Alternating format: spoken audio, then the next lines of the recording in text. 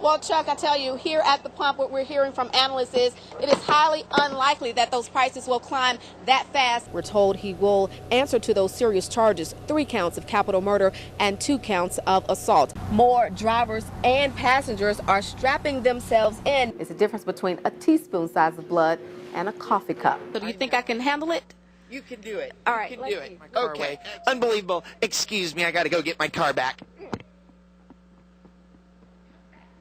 Taking a bite out of this apple may be good for you, but not for Fido. Your gear set up, you're good to go. You want to lock your key? Recovery crews put their boats back in the water for a second day at Uchee Creek in Russell County Thursday. They're looking for a missing man who went down Wednesday evening. He was fishing with 2 friends. If the weather permits, the use of the side scan will stay till dark. As divers put their boats back into the water, they're also using side scan sonars, hoping to get a better image of the missing man's body from the bottom of the river as family wait to get answers. The man in the blue shirt is John Price. He's the brother of 72-year-old Henry Price. John says his older brother loved to fish. Childhood friend Ben Smith says he's in shock. His whole life fished up and down the river. Officers say the 3 men were inside a 17-inch bass boat when something went terribly wrong. They lost control of the vessel and hit a tree on the west side of the riverbank. 1 survived. He was rescued Wednesday night. 6 hours later, the tide would turn. Divers recovered the first body. The victim was identified as 60-year-old Dennis Harris. After scouring the river again, the body of Henry Price, the second victim, was pulled from the bottom of the river as family watched the painful scene. You know, Henry's a good guy. A good guy who died doing what he loved to do. In Russell County, Roslyn Giles, WTVM, News Leader 9. It's been 2 months now since the old Swift Mill on 6th Avenue caught on fire. Demolition and cleanup crews are still working to clear the site. They're pressure washing the bricks to remove the smoke and dust that are still clinging to what's left of the once 400,000 square feet facility. Demolition Supervisor Ronald Reed from Meredith Environmental of Birmingham says there's still a lot of work to be done. Well, I think we're like 6 weeks into the job, and I'm not sure what the deadline is, but we're pretty close, to being finished. Any idea how long it's going to take you? Probably a couple more weeks. The cleanup process continues. Is still a mystery as to how the fire started or who these 2 men are. Fire officials say both were seen near the site at the time of the blaze. The owners of this property say they're hoping the persons of interest will come forward, or at least anyone else who knows anything about how this fire may have started. They say it would at least bring them closure.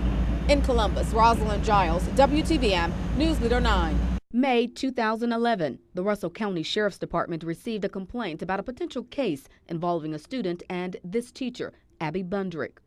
We interviewed all the parties involved. The complaint, Sheriff Taylor says, came from someone at Russell County High.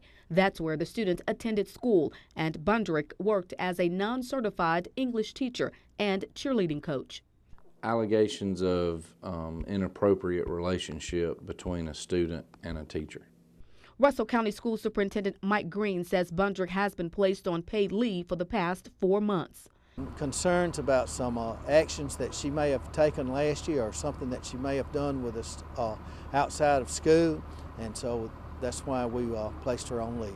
Bundrick wasn't arrested until recently after the grand jury, based on evidence, decided to charge Bundrick for distributing material which is harmful to minors. Just about anything involving school and kids, we very often send them to the grand jury. Bundrick and her attorney, Jeremy Armstrong, are not commenting on the case, and authorities are not talking about the specifics that led to her arrest. It may be here in court before those details are heard. In the meantime, Bundrick is scheduled to appear before a judge here November 18th. In Phoenix City, Roslyn Giles, WTVM, News Leader 9. Investigators say 21-year-old DeVale Alexander suffered gunshot wounds to the hand and leg. Well, News Leader 9 wants to help you stop the pain at the pump. The longtime Montgomery County Sheriff D.T. Marshall says he would like nothing more than to arrest the people who are using his good name in what he calls an internet scam.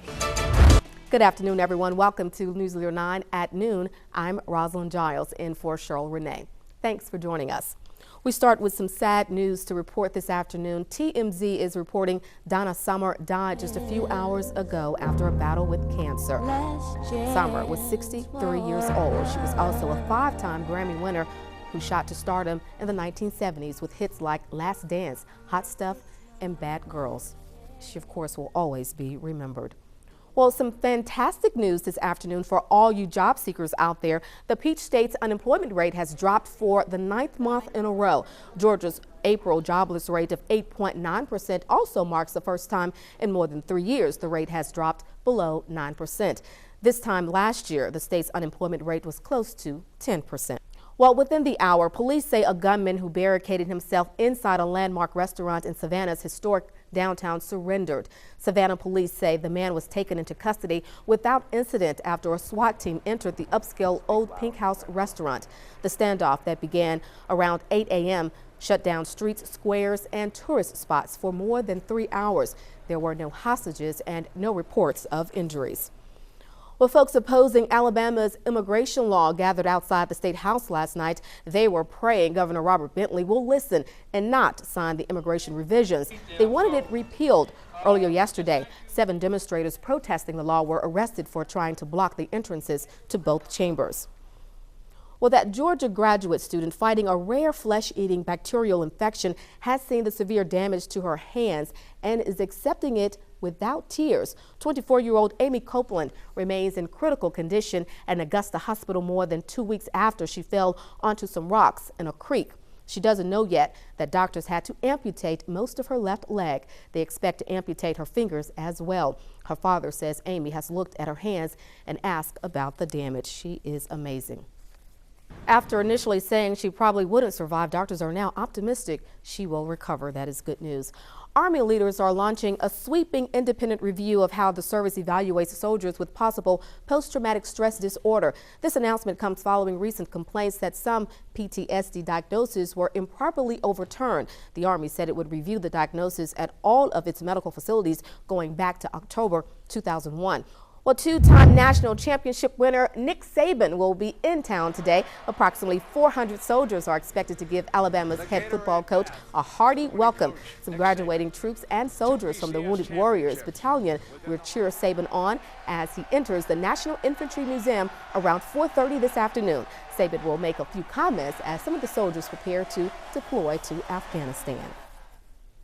Well, News Leader 9 wants to help you stop the pain at the pump. Watch WTVM tomorrow between 5 a.m. and 7 a.m. for the cue to call, and you could win $99 in free gas. It doesn't get much better than that. We will announce today's winner on News Leader 9 at 6. New at noon, music impacts our lives in so many ways, but for some, it can be used for much more than enjoyment. ABC's Jessica Ray takes a look at how music therapy is changing lives.